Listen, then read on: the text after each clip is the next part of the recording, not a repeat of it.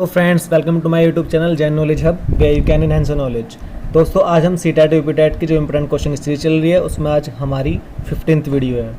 तो चलिए शुरू करते हैं। आज का हमारा पहला क्वेश्चन है आपका, अहम निर्देशित होता है।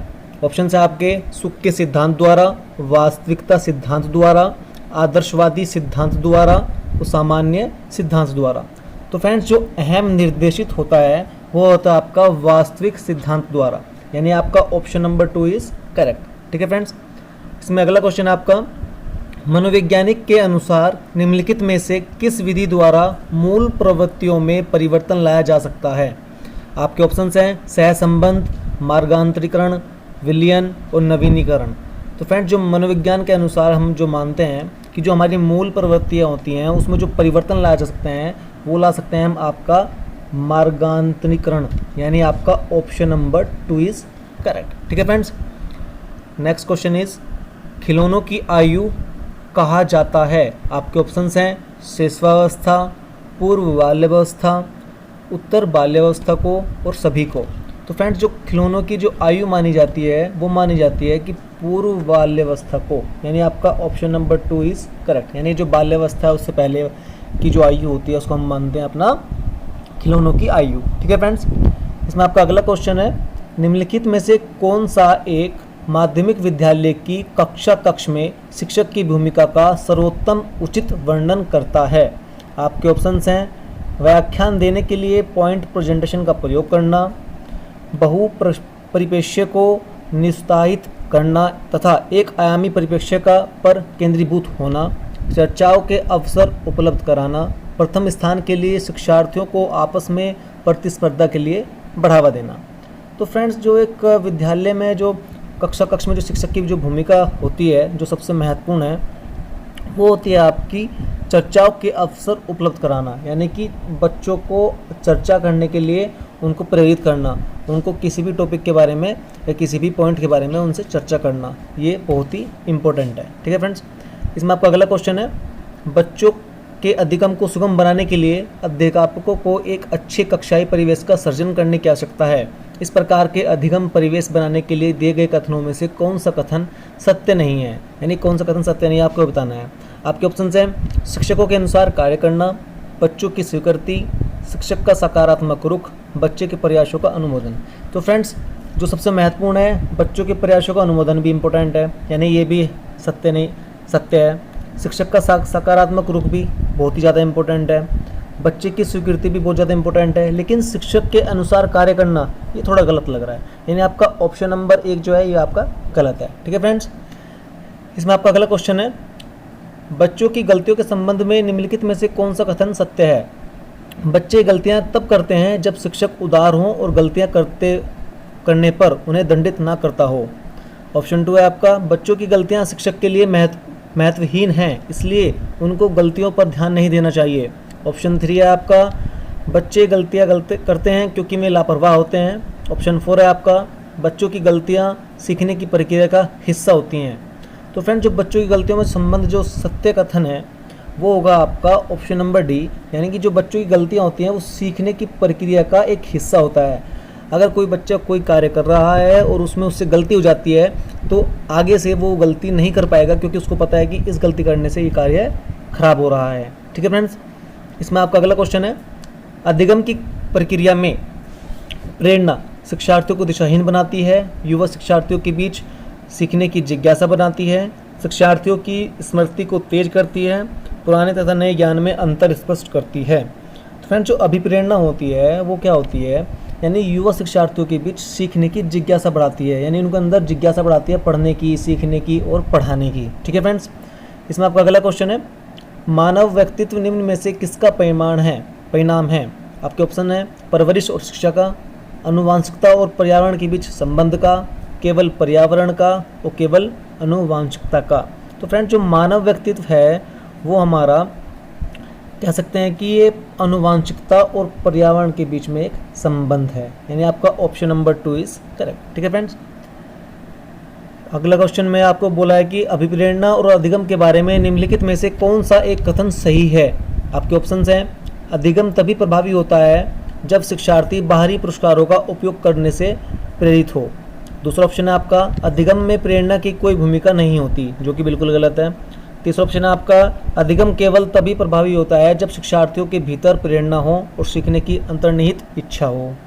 ऑप्शन 4 है आपका अधिगम केवल तभी प्रभावित होता है जब शिक्षार्थी बाहरी रूप से प्रेरित हों, बाहरी कारकों से प्रेरित हों। तो फ्रेंड जब हमारा जो सही ऑप्शन होगा वो होगा आपका ऑप्शन नंबर 3, क्योंकि अधिगम केवल तभी प्रभावी होता है जब शिक्षार्थियों के भीतरी प्रेरणा हो, सीखने की अंतर्निहित इच्छा हो। अगर उनके अंदर इच्छा ही नहीं है सीखने की, कुछ प्रेरणा ही नहीं है, तो वो बच्चों को क्या पढ़ाएंगे।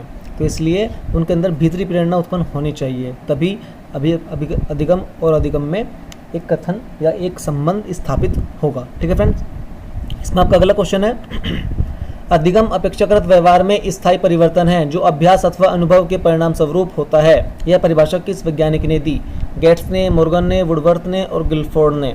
तो फ्रेंड्स ये परिभाषा दी थी आपकी मॉर्गन ने ये परिभाषा को परिभाषित किया था। ठीक है फ्रेंड्स, इसमें आपका अगला क्वेश्चन है अनुभव एवं प्रशिक्षण द्वारा व्यवहार में संशोधन ही अधिगम है। यह परिभाषा किस वैज्ञानिक ने दी? तो फ्रेंड्स जो अधिगम और प्रशिक्षण द्वारा जो व्यवहार में संशोधन है, इसी को हम अधिगम कहते हैं। ये बोला था आपका गेट्स ने, यानी आपका ऑप्शन नंबर 3 इज करेक्ट। ठीक है फ्रेंड्स, नेक्स्ट क्वेश्चन इज आपका इसमें अधिगम आदतों, ज्ञान और अभिवृत्ति का अर्जन है। यह परिभाषा किस वैज्ञानिक ने दी?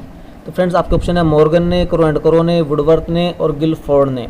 तो फ्रेंड्स ये परिभाषा दी थी आपकी क्रो एंड करो ने, यानी आपका ऑप्शन नंबर 2 इज करेक्ट। ठीक है फ्रेंड्स, अगले क्वेश्चन में बोला आपको निम्नलिखित में से कौन सी पूर्व बाल्यावस्था की विशेषता नहीं है, यानी कौन सी पूर्व बाल्यावस्था की विशेषता नहीं है। जैसे कि आपको ऑप्शन दिया दल में रहने की अवस्था, अनुकरण करने की अवस्था, प्रश्न करने की अवस्था और खेलने की अवस्था। तो फ्रेंड्स जो निम्न में से जो बाल्यावस्था की विशेषता नहीं है वो है आपकी खेलने की अवस्था, यानी आपका ऑप्शन नंबर 4 इज करेक्ट। ठीक है फ्रेंड्स, इसमें आपका अगला क्वेश्चन है व्यक्तित्व का पहला प्रकारात्मक वर्गीकरण प्रस्तुत किया मन ने, शेल्डन ने, हिपोक्रेट्स ने और केटेल ने। तो फ्रेंड्स जो व्यक्तित्व का जो पहला प्रकारात्मक वर्गीकरण किया था वो किया था आपका हिपोक्रेट्स ने, यानी आपका ऑप्शन नंबर 3 इज करेक्ट। ठीक है फ्रेंड्स, इसमें आपका नेक्स्ट क्वेश्चन है सूझ द्वारा सीखने के सिद्धांत का प्रतिपादन किसने किया? ये सभी जानते हैं कि सूझ का सिद्धांत दिया गया आपका कोहलर ने, और इसमें एक चिंपैंजी का यूज़ किया था जिसका नाम था सुल्तान। ठीक है फ्रेंड्स, इसमें अगला क्वेश्चन है यदि एक बच्चा 16 और 61 लिखता है तथा 6 और क के मध्य अंतर नहीं कर पाता है तो यह है दृष्टि दोष, सीखने अक्षम, मानसिक दोष और मानसिक क्षय।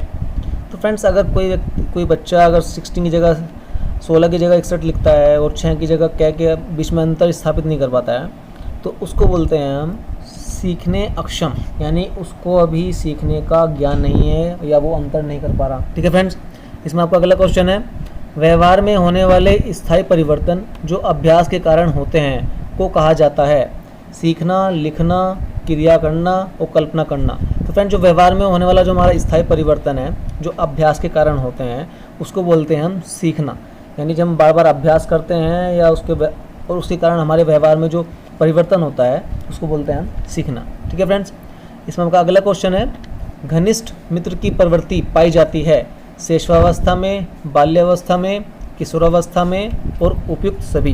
तो फ्रेंड जो घनिष्ठ जो मित्रता की प्रवृत्ति पाई जाती है वो पाई जाती है आपकी किशोरावस्था में, यानी आपका ऑप्शन नंबर 3 इज करेक्ट। यानी जो हम बड़े हो जाते हैं किशोरावस्था में आ जाते हैं तो उसमें हमारी घनिष्ठ मित्रता की प्रवृत्ति खुद पे खुद आ जाती है। ठीक है फ्रेंड्स, इसमें अगले क्वेश्चन में बोला है आपका चिंतन अनिवार्य रूप से एक संज्ञानात्मक गतिविधि, मनोगतिक प्रक्रिया, मनोवैज्ञानिक परिघटना, भावनात्मक व्यवहार। तो फ्रेंड जो चिंतन होता है वो होता है आपका संज्ञानात्मक गतिविधि, यानी आपका ऑप्शन नंबर 1 इज करेक्ट। ठीक है, अगले क्वेश्चन में बोला है आपसे निम्नलिखित में से कौन सा बाल विकास का सिद्धांत है? आपके ऑप्शंस हैं विकास परिपक्व तथा अनुभव के बीच अनन्य क्रिया की वजह से घटित होता है, अनुभव विकास का एकमात्र निर्धारक है, विकास प्रबलन तथा दंड के द्वारा सुनिश्चित किया जाता है, विकास प्रत्येक बच्चे की गति का सही ढंग से अनुमान लगा सकता है।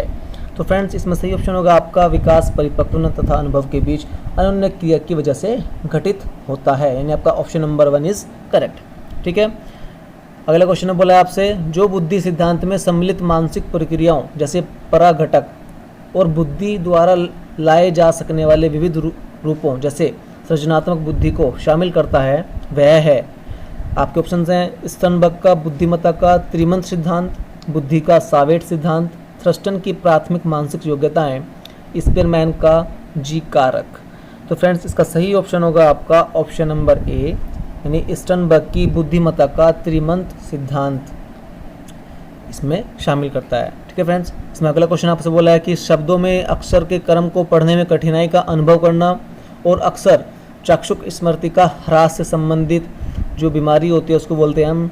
आपके ऑप्शन हैं डिसकैलकुलिया, डिसग्राफिया, डिस्प्रैक्सिया और डिसलेक्सिया। तो फ्रेंड्स इसका सही ऑप्शन होगा आपका ऑप्शन नंबर 4 यानी डिसलेक्सिया। अब बात करते हैं डिसकैलकुलिया क्या होता है, डिसकैलकुलिया क्या होता है। तो फ्रेंड्स डिसकैलकुलिया में क्या होता है, बच्चे को गुणा भाग करने में प्रॉब्लम होती है, यानी कि कैलकुलेशन करने में प्रॉब्लम होती है। डिस्ग्राफिया क्या होता है फ्रेंड्स, डिस्ग्राफिया में बच्चे को लिखने में प्रॉब्लम होती है, वो अच्छे से लिख नहीं पाता और ना उसको पता लग पाता कि मैं क्या लिख रहा हूँ। और डिस्प्रैक्सिया में क्या होता है, डिस्प्रैक्सिया में होता है आपका कि अगर हमें बटन बंद करना है तो हम जूतों के लेस बंद करेंगे, अगर हमें शर्ट पहननी है तो पैंट पहनेंगे, यानी कि हमें पता नहीं होता, हमारा दिमाग अलग तरीके से काम करता है। ठीक है फ्रेंड्स, इसमें आपका अगला क्वेश्चन है निम्न में से कौन सा सामाजिकरण की निष्क्रिय एजेंसी है, परिवार, इको क्लब, सार्वजनिक पुस्तकालय, स्वास्थ्य क्लब।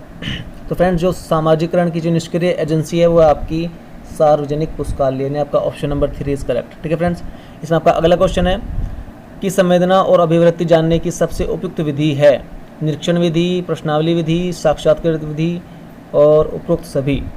तो व्यक्ति की जो संवेदना और अभिव्यक्ति जानने की जो सबसे उपयुक्त विधि है उसको बोलते हैं हम साक्षात्कार विधि, यानी इस विधि में हम क्या करते हैं, उस व्यक्ति के सामने बैठकर उससे प्रश्न करते हैं और उससे साक्षात्कार इंटरव्यू की तरह लेते हैं। ठीक है फ्रेंड्स, इसमें आपका अगला क्वेश्चन है और लास्ट क्वेश्चन है आपका आज का, जब बच्चा फेल होता है तो इसका तात्पर्य है कि बच्चे के उत्तरों को सही तरीके से याद नहीं किया है, बच्चे को प्राइवेट ट्यूशन लेनी चाहिए थी, व्यवस्था फेल हुई है, बच्चा पढ़ाई के लिए योग्य नहीं है। तो फ्रेंड्स इसमें क्या होगा कि ना तो बच्चे को ट्यूशन लेना चाहिए था, ये भी गलत बात है, बच्चों में उत्तरों के सही तरीके से याद नहीं किया है, ये भी गलत बात है, क्या पता किया हो, बच्चा पढ़ाई के लिए योग्य नहीं है, ये ऐसा भी नहीं हो सकता। यानी आपका जो सही ऑप्शन होगा वो होगा आपका व्यवस्था फेल हुई है, यानी जो हमारी व्यवस्था है पढ़ाने की वो उसमें कुछ ना कुछ त्रुटि जरूर है। तो फ्रेंड्स ये थे आज के हमारे प्रेस्टीज क्वेश्चन जो बहुत ही इंपॉर्टेंट क्वेश्चन है और ये बार बार सीटेट और यूपीटेट में रिपीट हो चुके हैं। तो अगर आपको हमारी वीडियो पसंद आई है, हमारी वीडियो को लाइक कीजिए, चैनल को सब्सक्राइब कीजिए और शेयर कीजिए। और हमारी अगली वीडियो आने के लिए इसमें मैंने नीचे डिस्क्रिप्शन में एक लिंक दे दिया है, आप वहाँ से हमारी पुरानी वीडियो देख सकते हैं।